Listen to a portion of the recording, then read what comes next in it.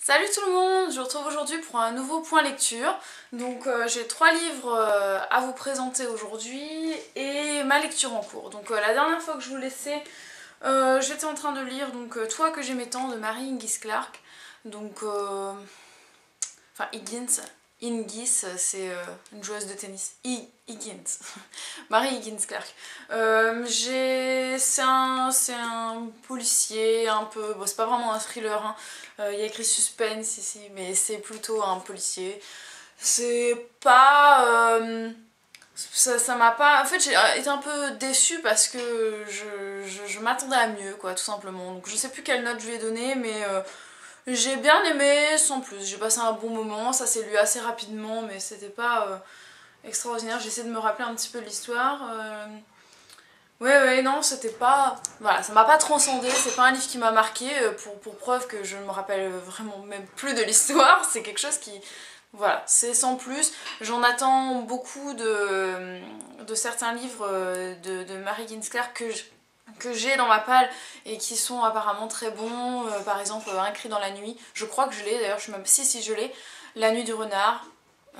Je sais qu'il y en a d'autres, n'hésitez pas à me dire si vous êtes des adeptes de cet auteur, à me dire quels sont les livres d'elle qui vous ont marqué, ceux que vous avez le plus apprécié, histoire que je ne perde pas de temps à lire ceux qui sont un petit peu les moins bons, on va dire. Donc voilà, n'hésitez pas à me dire. Pour moi, ça a été un petit peu une déception, même si ça s'est très bien lu, hein, c'est quand même très bien écrit, je vais pas dire le contraire. Ensuite, j'ai poursuivi avec de la chick lit. Donc c'est chick lit, mais je dirais plutôt que c'est même de la littérature contemporaine. Parce que, ouais, c'est pas si chick lit que ça. C'est un peu romance, mais... enfin voilà, je vous le présente tout de suite. C'est un livre de Cecilia Ahern. Merci pour les souvenirs. Donc voilà, comme c'est écrit en dessous, c'est l'auteur de PS I Love You. Donc le très célèbre PS I Love You, que tout le monde a soit vu en film, soit lu. Moi j'ai vu le film, je n'ai pas lu le livre, mais il est dans ma palle et je vais très bientôt le lire. J'en entends dire que du bien, il paraît que c'est même mieux que le film. Donc, enfin, pour la globalité des commentaires que j'ai pu entendre dessus. Donc ce livre-là, merci pour les souvenirs, a été un énorme coup de cœur pour moi. Je vous le recommande très fortement. Je vais pas en parler dans cette revue puisqu'il viendra dans mes coups de cœur du mois de décembre, dès début janvier que je mettrai en ligne la vidéo. Donc je vous en dis pas plus. C'est juste une vraie perle et j'en reparlerai en profondeur très bientôt.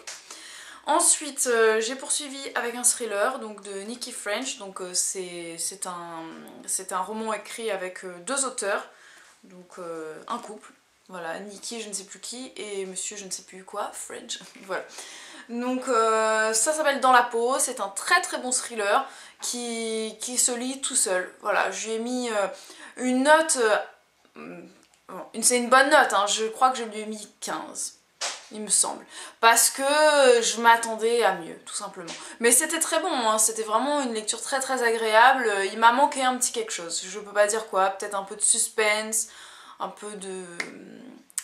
Ouais, un peu de suspense, très certainement. Parce qu'il n'y a pas beaucoup de suspense, c'est pas vraiment un... C'est plutôt un peu angoisse.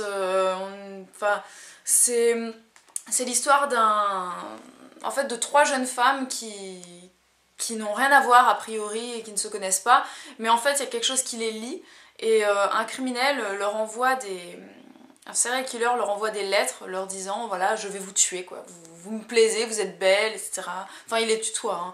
Tu es belle, je vais te tuer, voilà c'est ce genre de choses, donc elles reçoivent des lettres comme ça et c'est assez angoissant pour elles, on se met très bien dans leur peau justement et on imagine bien ce qu'elles peuvent ressentir dans ce stress et le fait que voilà c'est pas par un simple courrier que vous allez recevoir comme ça des menaces que la police va venir vous protéger, vous mettre sous protection et puis surveiller qu'il y ait personne qui vienne vous harceler et tout ça. Des courriers c'est quand même, voilà, quand on a des lettres anonymes c'est assez délicat parce qu'il n'y a pas vraiment de preuves comme quoi vous êtes menacé de mort. Donc c'est très intéressant, c'est très bien écrit, ça c'est très vite, franchement je l'ai lu très vite, en quelques jours je l'ai terminé.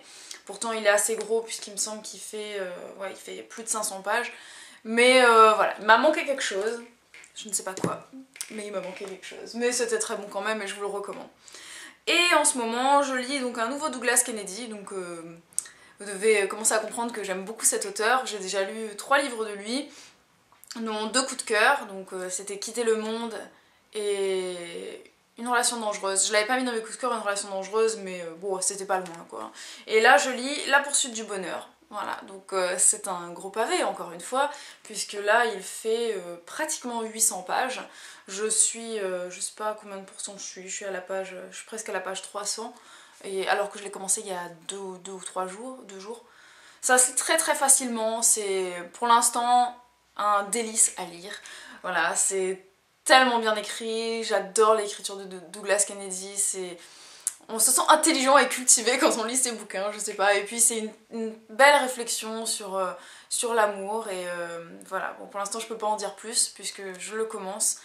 Je vous en parlerai dans mon prochain point lecture et j'imagine qu'il se retrouvera dans mes coups de cœur, puisque voilà, Douglas Kennedy, j'adore, j'adore, j'adore. Voilà. D'ailleurs, si vous aimez cet auteur, vous aussi, n'hésitez pas à me dire quels ont été les livres que vous avez préférés de lui, comme ça j'essaierai de me diriger vers ce que vous avez préféré tout simplement, puisque par exemple moi j'avais lu Cul-de-sac qui a absolument rien à voir puisque c'est plutôt pas vraiment un thriller, mais bon, enfin c'est un livre d'angoisse, un peu d'ambiance. C'est un peu spécial et j'ai pas accroché, j'ai dû passer à côté du livre, hein, je sais pas, mais j'ai pas aimé. Donc n'hésitez pas à me dire ceux que vous avez beaucoup appréciés et je me ferai un plaisir de les découvrir parce que c'est un auteur que j'ai découvert cette année et j'adore, j'adore. Voilà. J'espère que cette petite revue vous a plu, je vous retrouve très très vite pour de nouvelles lectures. Je vous souhaite à vous de belles lectures, de belles fêtes de fin d'année si je ne vous revois... Ah oh là là, mais j'aurais pu en parler. Si je vous revois pas avant pour un prochain point lecture, je vous fais des gros bisous et à très vite pour de nouvelles vidéos. Ciao!